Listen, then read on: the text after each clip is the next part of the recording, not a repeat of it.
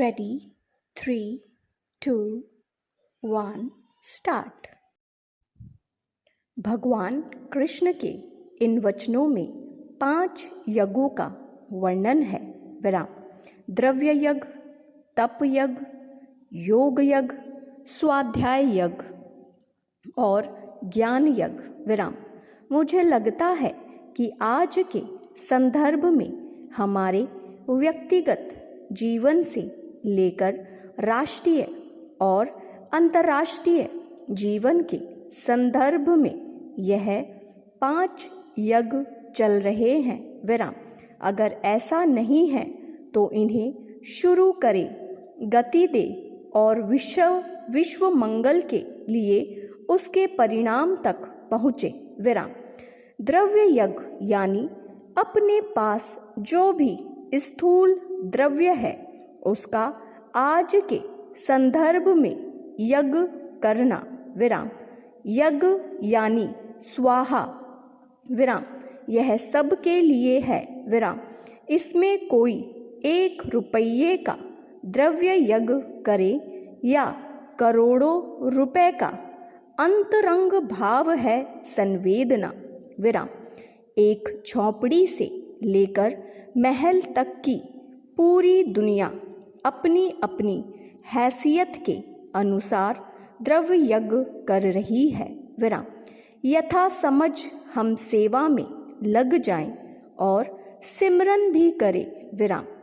संत दादू जी का एक दोहा है, परमात्मा का नाम भीतर की औषधि है। विराम।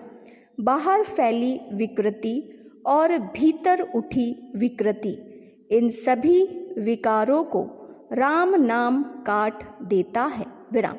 फिर विषम व्याधि, रोग, वायरस से उबरेंगे और काया कंचन सार। विराम। देश विषम स्थिति में है। विराम। हम सब यह तप यज्ञ कर रहे हैं। विराम।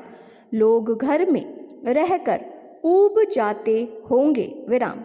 विचार में खलबली आ जाती होगी, क्या होगा? लेकिन रामचरितमानस में लिखा है, राम राज्य जब आया तब नहीं भय रोग न शोक, यह 3 वस्तु नष्ट हो गई थी। भय, रोग और शोक नहीं था। विराम। शोक सदैव अतीत का होता है। विराम। भय भविष्य का लगता है। विराम। लेकिन रोग सदैव वर्तमान में होता है। विराम। मुझे लगता है कि तपस्या करके अपने घर में रहकर हम यज्ञ करें। विराम। संसारी लोगों के लिए शब्द है गृहस्थाश्रम, सही अर्थ में गृहस्थ बने यानी घर में ही रहे, राष्ट्र की मुश्किल न बढ़ाएं, ये हमारा तप यज्ञ है। विराम। तीसरा है योग यज्ञ। अब वहाँ तो भगवान योगेश्वर बोल रहे हैं। आज के संदर्भ में योग शब्द का अर्थ लगाना है तो 3 प्रकार का योग हो रहा है। विराम। एक तो सबको प्रियजनों का वियोग हुआ, दूसरा जहाँ है वहाँ सब स्थिर हो गए। विराम। एक अर्थ में संयोग का योग भी शुरू हो चुका है। विराम। तीसरा योग हमारी क्षमता का उपयोग करे। विराम। मैं कभी कभी सोचता हूँ जड़ और चेतन के साथ हमारा व्यवहार जरा उल्टा हो गया है। विराम। एक यह भी कारण हो सकता है हमारे संकटों का। विराम। जो हमारे पास जड़ वस्तु है, धन आदि, पदार्थ आदि, विराम, उसका सदुपयोग करना चाहिए। विराम। चैतन्य का उपयोग कर लिया, उसको साधन बना लिया और जड़ पदार्थों से मोहब्बत कर ली, आओ हुई भूल को सुधार ले, तो यह संयोग, वियोग, उपयोग आज के संदर्भ में योग है। विराम। चौथा स्वाध्याय।